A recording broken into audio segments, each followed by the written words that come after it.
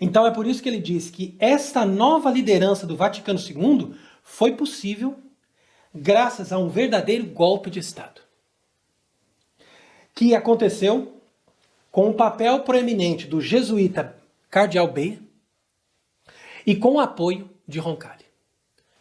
Então esse cardeal, que já tinha poder desde a época de Pio XII, foi como que o grande articulador daquele concílio, juntamente com outros cardeais progressistas, e com o apoio de Roncalli. Ele chama aqui de Roncalli, ou seja, aquele que de forma ilegítima ocupou o cargo que seria do Papa. Então ele diz que se os esquemas antigos tivessem sido mantidos, nós teríamos um concílio válido, católico e ortodoxo. Mas tudo que eles tinham preparado antes foi trocado na última hora e eles impuseram aqueles documentos goela abaixo, como nós costumamos dizer, para todos os bispos que estavam participando do concílio. E eles, é claro, de uma forma ingênua, também pela permissão de Deus, aceitaram aquilo, com exceção de alguns poucos que resistiram, mas não tiveram nenhuma condição de serem ouvidos ou de poderem apelar para algum poder supremo, uma vez que aquele que se apresentava como Papa estava de acordo com todo aquele processo. Então é interessante você perceber isso, para que nós possamos entrar em sintonia com aquilo que nós estamos dizendo aqui, sobre essa hemorragia, ou seja, sobre essa morte, esse sofrimento da igreja.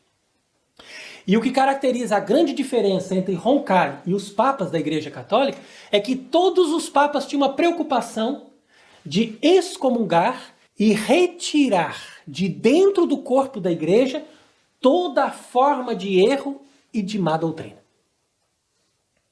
Enquanto que Roncalli assumiu uma ideia nova de não excomungar, mas de aceitar a todos. Então aqueles erros mais perversos foram introduzidos no corpo da igreja e passaram a atuar como um câncer, e nenhum médico poderia retirar aqueles tumores cancerígenos, porque o chefe daquele hospital dizia: temos que deixar o corpo cheio de doenças, porque agora nós vamos mudar a nossa estratégia, nós vamos evangelizar sem excomungar, ou seja, sem definir o que é certo e o que é errado. Então nisso se caracteriza a base do pensamento da nova igreja que foi formada a partir do Vaticano II. E cujo pai é Roncalli, que se apresentou como João 23 e que hoje em dia, inclusive, é considerado santo. E que hoje em dia, inclusive, é mostrado o seu corpo como incorrupto. Na verdade, um corpo ali feito com cera. Então, todas essas fraudes eles fazem para dar força e legitimar o golpe de Estado, que está dizendo aqui Monsenhor Viganò, a grande revolução que aconteceu no seio da igreja através deste falso pontificado e deste falso concílio. Então é por isso que Monsenhor Viganò vai dizer depois que tudo isso deverá encontrar uma solução por parte da autoridade suprema da igreja.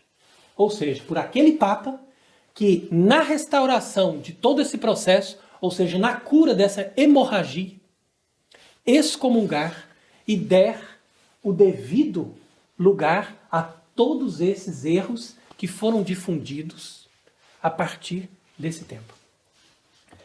Então depois o entrevistador vai perguntar também a Monsenhor Viganò como que ele foi se dando conta de que havia alguma coisa errada e como que eles, ou seja, os outros bispos, os outros padres, reagiram diante de todas essas inovações. Então ele vai dizer aqui que aos poucos ele foi percebendo que tudo aquilo que era apresentado como inspiração do Espírito Santo não passava de algo que foi semeado pelo inimigo, como nós lemos na parábola do joio e do trigo.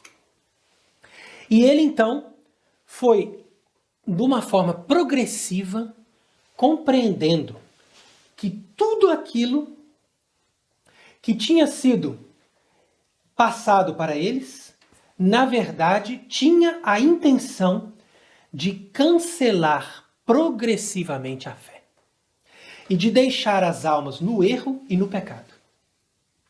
E ele diz ainda que quase ninguém gostou daquelas novidades, muito menos os leigos, mas eles foram obrigados a seguir tudo aquilo, porque as pessoas diziam, vocês têm que fazer isso como uma forma de penitência, e vocês têm que mostrar a obediência incondicional ao Santo Padre e à Igreja. Então, de fato, os inimigos da Igreja tinham razão quando eles arquitetaram esse projeto de destruição, começando pelas autoridades da própria Igreja. Enquanto eles tentaram destruir a Igreja por fora, a Igreja pode ter sido flagelada, pode ter sido coroada de espinhos, pode ter sido levada à angústia do Horto das Oliveiras, mas ela sempre se recuperava desses golpes e dessas violências e se tornava cada vez mais forte. Mas quando eles resolveram colocar, através de infiltração maçônica, as pessoas certas para executar esse serviço sujo, se apresentando como legítimas autoridades da Igreja Católica, então a destruição estava garantida. A morte da Igreja já estava fixada e ela já passou a ser cravada na cruz para escoar o seu sangue através desses sofrimentos atrozes que o seu corpo místico começou a passar desde o momento em que essas pessoas tomaram o poder da Igreja Católica para instalar uma falsa igreja usando as estruturas da mesma Igreja Católica. Então você aqui compreende quando nós dizemos que o nosso esforço e a nossa intenção é sempre de defender a verdadeira Igreja de Cristo, e tudo que nós fazemos é por devoção ao magistério da Igreja e ao papado. Então tem muitas pessoas que nos acusam de rebeldia, de desobediência, de sermos discípulos de Lutero, de estarmos indo contra o Papa, mas estudem primeiro a doutrina da Igreja, a história da Igreja, o magistério da Igreja, e você perceberá que não é, de forma alguma, a nossa intenção levantarmos contra um Papa legítimo, ou levantarmos contra uma doutrina santa atribuída à Igreja Católica. Nós estamos denunciando o massacre que estão fazendo ao corpo místico de Cristo, que é a Igreja verdadeira que Cristo fundou na terra, estabelecida no mundo inteiro pelos apóstolos, fecundada pela pregação dos padres da Igreja e pelo sangue dos mártires. Então é essa igreja que nós estamos defendendo e ela não está, de forma alguma, representada por essas autoridades, nem pela Igreja Conciliar, que foi organizada a partir do Vaticano II. Então você veja que Monsenhor Viganò explica tudo isso aqui. Ele vai dizer, inclusive, que na época de João Paulo II, o processo dessa hemorragia se intensificou, porque João Paulo II levou todas as religiões para aquele congresso de Assis e fez com que todas as religiões fossem colocadas no mesmo nível, tendo do lado um rabino e do outro lado um pastor anglicano. E é assim que as coisas se desenvolveram, como diz Monsenhor Viganò aqui, com uma carga cada vez mais subversiva da dignitatis humana e da nostra aetate. Como eu disse, os documentos mais perversos e venenosos desse concílio.